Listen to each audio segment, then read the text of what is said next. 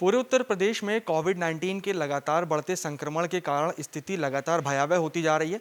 सरकार की ओर से दावे किए जा रहे हैं, लेकिन वो दावे कहीं भी ज़मीनी स्तर पर नजर नहीं आ रहे हैं। इसी बीच उत्तर प्रदेश सरकार ने पंचायत चुनाव भी पूरी तरह से संपन्न कराए हैं। हमारे साथ ज़्यादा बात करने के लिए कांग्रेस प्रदेश अध्यक्ष अजय कुमार लल्लू हैं। लल्लू जी, सबसे पहले उत्तर प्रदेश की जो बदहाल स्वास्थ्य व्यवस्था है, इसको किस रूप से देखते हैं? देखिए, हाहाकार मचा है। लोग तड़प रहे हैं, जान गंवा रहे हैं। ऑक्सीजन नहीं, बेड नहीं, वेंटिलेटर नहीं। अस्पतालों की स्थिति चरमराई सी हो गई है। ऑक्सीजन सिलेंडर के लिए लंबी लाइनें लग रही हैं। सरकार झूठे दावे प्रस्तुत कर रही है। आरटी-पीसीआर की जो टेस्टिंग है, जनपदों में, गांवों में 8-8 दिन पर रिपोर्ट आ रहा है। जो लोग कोरोना संक्रमित हैं, उनसे जो रिलेटेड लोग हैं, उनके साथ रहने वाले लोग हैं, उन लोगों की जांचें नहीं हो रही, चेन नहीं तोड़ रही है सरकार। गांवों में लोग इलाज के अभाव में मर रहे हैं, ऑक्सीजन के अभाव में मर रहे हैं।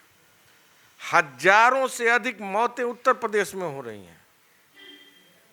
हालत बद से बदतर है। सरकार मौन बनी पड़ी हुई, झूठे आंकड़े प्रस्तुत कर रही है। मुख्यमंत्री फोटो साफ कराने में लगे हुए हैं, इनके अधिकारी फोटो साफ कराने में लगे हुए हैं। अस्पतालों के डॉक्टर संक्रमित होते जा रहे हैं, कर्मचारी संक्रमित होते जा रहे हैं। आने वाले समय में इलाज कौन करेगा? इनके विधायक, मंत्री चिट्ठी लिख रहे हैं, बता रहे हैं उत्तर प्रदेश के हालात की स्थिति, फिर भी मुख्यमंत्री आंख मूंद कर धृतराष्ट्र बने हुए हैं। पूरी सरकार वेंटिलेटर पर है। लोगों के जीवन को बचाने के बजाय यह सरकार इस त्रासदी को पूरी तरह और भी फैलाने का काम कर रही है। इस सरकार के पास लड़ने की क्षमता नहीं बची है। लल्लू जी, इस बीच सरकार की ओर से बड़े बड़े दावे किए गए थे। डीआरडीओ भी सामने आया था उत्तर प्रदेश सरकार की मदद के लिए। अगर बात करें राजधानी लखनऊ की, तो यहाँ पे अवध शिल्प ग्राम में डीआरडीओ ने एक बड़ा 300 वेंटिलेटर बेड का अस्पताल बनाने का काम जो शुरू किया था। अभी तक वो कार्य पूरा भी नहीं हुआ है।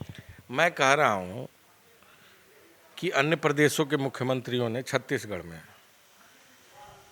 जितने स्टेडियम हैं, स्टेडियमों को ले लिया है। वहाँ वेंटिलेटर, ऑक्सीजन युक्त बेडों को बनाकर लोगों को भर्ती करा रही है। उत्तर प्रदेश की सरकार क्या कर रही है? क्यों नहीं इसके इंतजाम कर रहे हैं? सदन में तो बोल रहे थे 1.5 लाख बेड है। कहाँ है बेड? कहाँ है दवा? रेमडेसिविर इंजेक्शन 20-20 गुने दाम पर मिल रहा है। एसटीएफ रिपोर्ट दे रही है कि बड़े पैमाने पर कालाबाजारी हो रही है। इनके विधायक लिख रहे हैं कि ऑक्सीजन की कालाबाजारी हो रही है। आखिर ये सरकार कर क्या रही है? इनके दावे खोखले हैं, किताबी हैं। मुख्यमंत्री को लोगों के जान जीवन से कोई लेना देना नहीं। अगर जी, इस महामारी के दौर में भी तमाम राजनीतिक दल जो है वो युद्ध स्तर पे काम कर रहे हैं। अगर बात करें उत्तर प्रदेश कांग्रेस मीडिया कमेटी की, तो यहाँ पे भी एक वॉर जोन बनाया गया है जो युद्ध स्तर पर लोगों की मदद करता नजर आ रहा है। किस रूप से इस पूरे जोन को संचालित किया जा रहा है? किस तरह से लोगों की मदद कर रही है कांग्रेस कमेटी? देखिए, कांग्रेस पार्टी में आदरणीय राहुल गांधी जी ने पहले दिन ही ये बात कहा, जब यह महामारी तेजी के साथ फैली थी, तो उन्होंने कहा कि सारे राजनीतिक कार्यक्रम बंद करके हम सब लोगों को सेवा भाव में लगना है।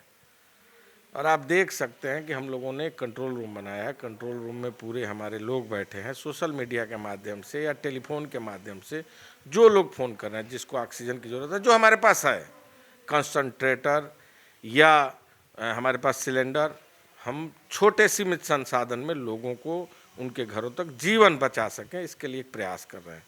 लगभग 200 डॉक्टर हमारे लाइनअप है।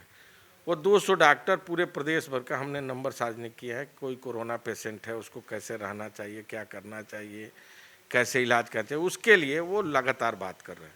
ब्लड प्लाज्मा की व्यवस्था हम लोगों ने लोगों से मांग कर की है। अगर किसी को ज़रूरत है तो हम उसका भी सहयोग करने का प्रयास कर रहे हैं, एक सीमित संसाधन में। साथ ही साथ वार्डों को, गाँव को हम सैनिटाइज करा रहे हैं।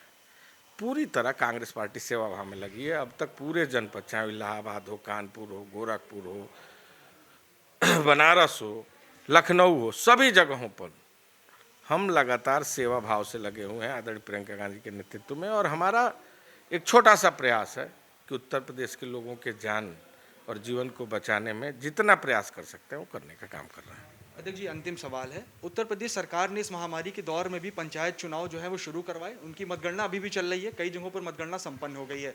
अगर बात करें राजधानी लखनऊ की, तो यहाँ बख्शी का तालाब विधानसभा क्षेत्र में जो वहाँ की वार्ड 2 की प्रत्याशी हैं, कांग्रेस समर्थित प्रत्याशी, उन्होंने भाजपा विधायक और स्थानीय भाजपा विधायक और वहाँ के जिला अध्यक्ष पर आरोप लगाया कि उन्होंने वहाँ पर पहुंचकर जो गिनती थी उसमें गड़बड़ी करवाई है, जिस वजह से वो हारी हैं।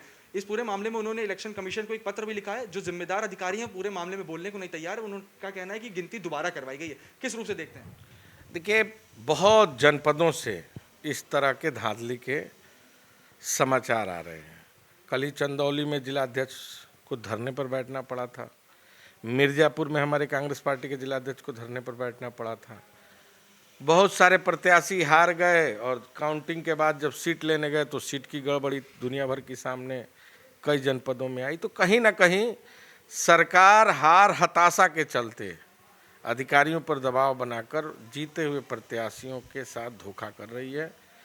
कांग्रेस पार्टी इन विषयों और मुद्दों को लेकर चुनाव आयोग से शिकायत करेगी और निष्पक्ष जांच की मांग करेगी। तो ये थे हमारे साथ कांग्रेस प्रदेश अध्यक्ष अजय कुमार लल्लू, जिन्होंने साफ किया कि उत्तर प्रदेश की जो स्वास्थ्य व्यवस्था है वो लगातार बद से बदतर स्थिति में पहुंचती जा रही है। इसी क्रम में उत्तर प्रदेश कांग्रेस कमेटी जो है वो लगातार आम लोगों की सेवा भाव में लगी हुई है। जो जरूरत का सामान है लोगों को उनके घरों तक पहुंचाया जा रहा है। इसके साथ ही पंचायत चुनाव में जिस तरह से लगातार भाजपा नेताओं के ऊपर गड़बड़ी के आरोप लगे रहे हैं, उन सभी को लेकर जो कांग्रेस पार्टी है वो निर्वाचन आयोग को बहुत जल्द एक पत्र लिखेगी। वीडियो जर्नलिस्ट इस्लाम के साथ मैं उमंग पांडे, LP न्यूज़, लखनऊ।